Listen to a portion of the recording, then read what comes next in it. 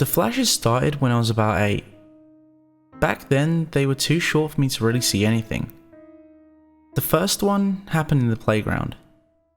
I was on the swings when, just for an instant, everything I could see was replaced by grey, and I couldn't feel my body. For a moment, the lively chorus of children playing lapsed into total silence. When it was over, I was flying through the air before crashing into the ground and tumbling. My mother ran over to me panicking. Apparently, I'd gone totally limp while the swing was on its way up, flew right out of it. They kept happening, but for a few years they were too short for me to see much. Usually my vision would go grey and I might see some fuzzy shapes and then I was back. But sometimes, maybe once every dozen times, I'd hear something as well. These eerie, semi-musical stringy sounds, somewhere between screams and a rusty violin. Every few months, they just got a little bit longer. By the time I was 10, they'd last around 8 seconds. There was no way to hide it from my parents, and they made me go to a psychiatrist. Whatever was happening was so strange that they didn't even try and flog a pill at me.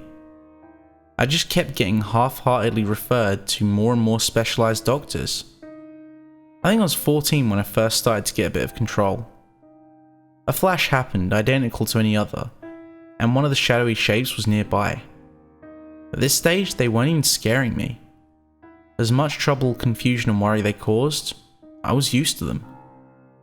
That's why I started playing around with them. That's why I tried to move forward.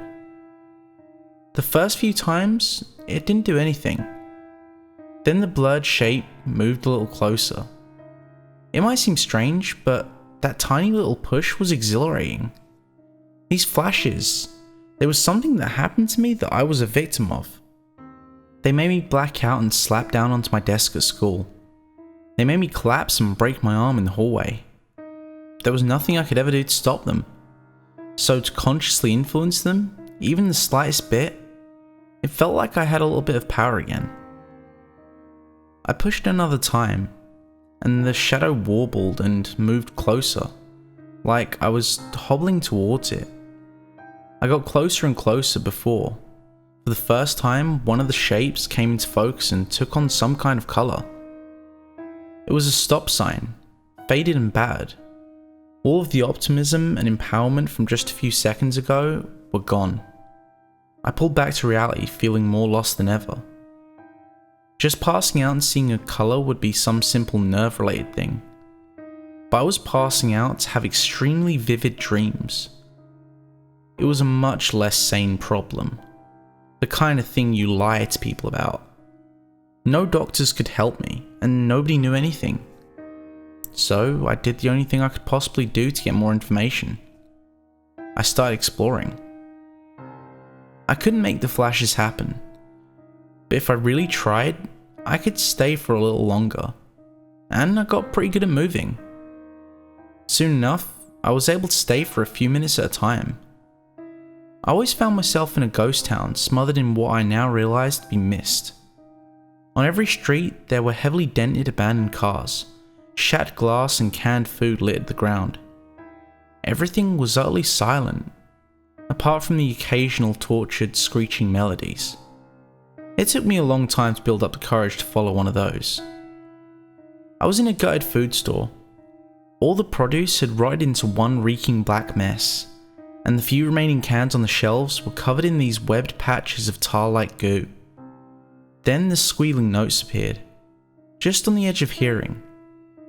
I steeled myself and left the store, following the sounds as well as I could.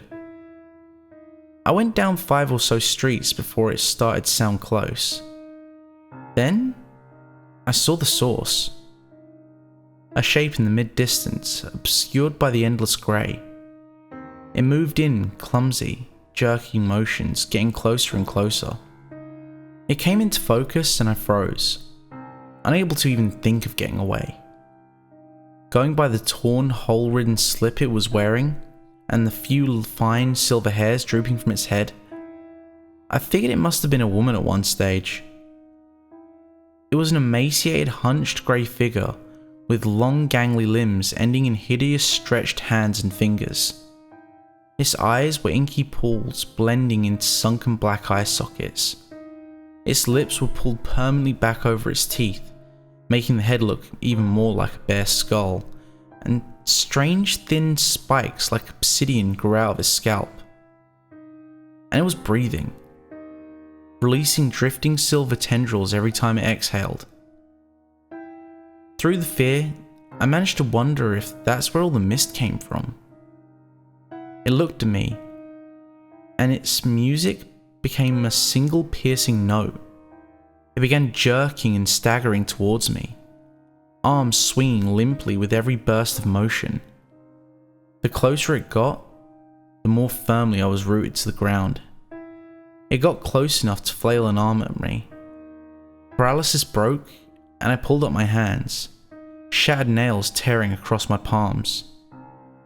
I turned and ran away from the thing as fast as I could, stumbling around corners and bouncing clumsily down the empty roads, hearing a new higher-pitched song from whatever was chasing me. A song of long wailing notes that might have been a desperate cry for help, and might have been some warped expression of excitement. I ducked into an alley when it sounded like the creature was headed away from me. It took a few minutes for me to calm down enough to realize that I'd pulled my hands up, that I could feel feet touching the ground, that I was breathing in crisp air that tasted of chemicals. I tried to pull my hands up again, and for some reason it was incredibly difficult, like trying to raise my hands made them turn to lead. When I managed, I saw that they weren't mine. They were stretched grey hands with shattered nails. My heart dropped and I stared at them for what seemed like forever before I thought to try something else. I held one of the sprawling hands up to my face and breathed on it. A cloud of misty tendrils appeared. At that moment, I was pulled out of the misty place and found myself lying on my bed. I sat in silence for a long time, having no idea what to do with what I'd just discovered, having no idea what it meant. Every time I had a flash after that, I was in the body, and if I tried, I could stay in there for a good while. But the longer I was there, the worse I felt. It was as if being in one of those things' bodies, using their senses, made me gradually start to feel what it was like to be one of them.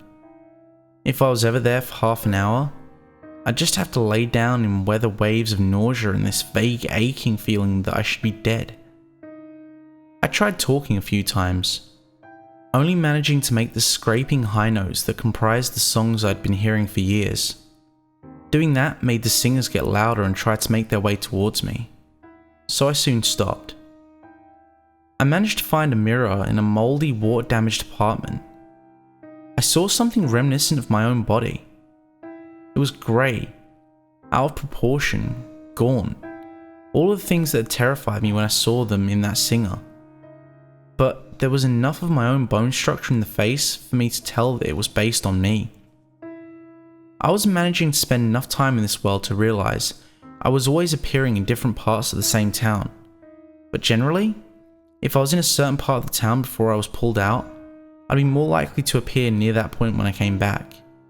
It was fairly easy to avoid the singers. You could hear them 100 feet away. I was even able to hide and watch them. Whenever two of them crossed paths, they swung out at each other. It usually took them a few tries, but they eventually got grip and started hugging. At least that's what it looked like to me, but not in an affectionate way.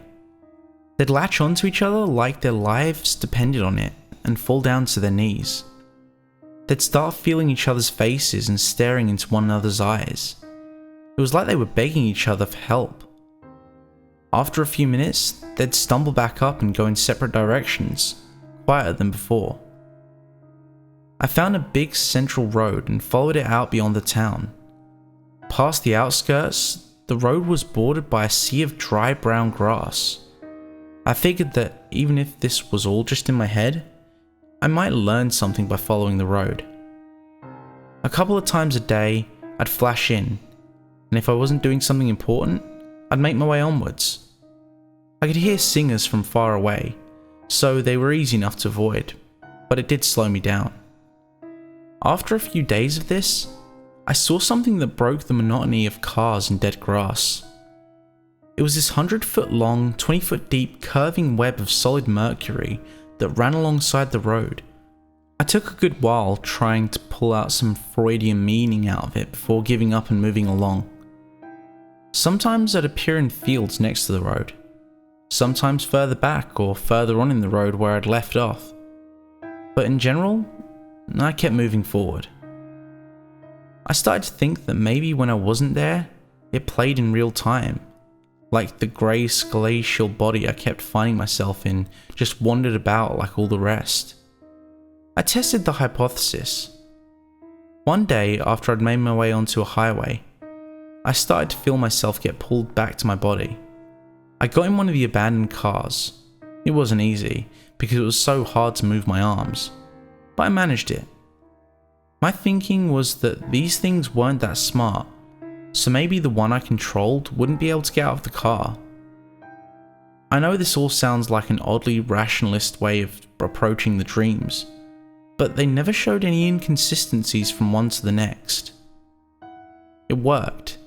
The next time I flashed in, I was pressing my face against the car window, the interior having been filled with mist, presumably from my body breathing while I was away. It took me a second to notice the singing. It was unusually animated just outside the car, and then the sharp bangs. I pressed my face back to the window and just managed through the fogged up glass to see a singer thrashing its arms against the car. I left through the other side. It gave up chasing me after about 10 minutes, turning to stagger in the opposite direction. It made sense when I thought about it. If my singer body was moving around and acting like the others when I was gone, it must have been doing all the desperate grasping and hugging. The other singer might have been trying to get into the car for hours. I realized how lucky I was to never enter the body and find a singer touching my face. I heard the city days before I actually reached it. Countless tormented atonal voices carrying on for miles. The mist got thicker the closer I got, so that I could barely see a few feet in front of me. The music became deafening, pouring over me and shaking the air. I didn't know I was in the city until I bumped straight into a singer. It tried to grab me, but I pulled back, smashing into another that was behind me. We fell down and it latched on, pulling itself on top of me, its lipless mouth screaming down onto me, pouring out fresh mist that burned the inside of my nose. I threw it off and got back up, making it a few feet before something slammed into my waist. I looked down to see a singer that must have been a child wrapped around my waist, staring up at me with glistening, pleading eyes. I threw him aside and pushed forward. There were so many, all around me. I started to panic. I reached a small area where the mist lightened up, at a junction surrounded by tall concrete apartment buildings. What I saw looked like an orgy of grey starved bodies. It was a blanket of singers crawling all over each other. Each of them stood up occasionally to toss themselves into a nearby part of the street, like they were looking against reason for some kind of help from creatures just as damned as they were. Something exploded beside me, and I turned to see a limp grey sack surrounded by a pool of black sludge. One of them had fallen off one of the buildings, and burst on top of the two others that now made strangled manic sounds as they spasmed, clinging to whatever sort of life they had. A forest of hands reached up at me, trying to pull me down. I fled into one of the concrete buildings, throwing the singers aside as I clambered up the stairs. I flung myself into one of the apartments and slammed the door closed with my body rather than my stupid weighted hands. I was still leaning against the door as I fumbled with the locks, hearing singers who had passed in the hallway get closer and closer. When I finally got one of the locks to click closed, I collapsed with relief against the nearest wall. I never left that apartment again. I'd flash in 2 or 3 times a day, listen to the tortured cacophony outside, start feeling sicker and sicker, and then flash back. And it's been like that ever since. I went to a college that was willing to accommodate the blackouts. I never told people about the misty world unless I had to. I graduated, and after a few months I got a job offer from a little firm. It was in a town far away from home, but the pay was good enough to make up for that. I realized something was wrong as soon as I got there, but I wasn't sure what it was. It took a few minutes of walking around for it to click. This was the town that the Flashes first sent me to, and it was only a 20-minute drive from the nearest city. My stomach lurched. I got dizzy and I had to make my way to the pub. I buried my head in my hands, trying to somehow explain this away, to piece reality back together. Then I looked up at a small boxy TV that hung up near the ceiling, seeing the final nail in the coffin.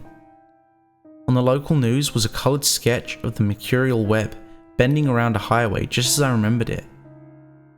It was a modern art sculpture, due to be finished 2 years from now.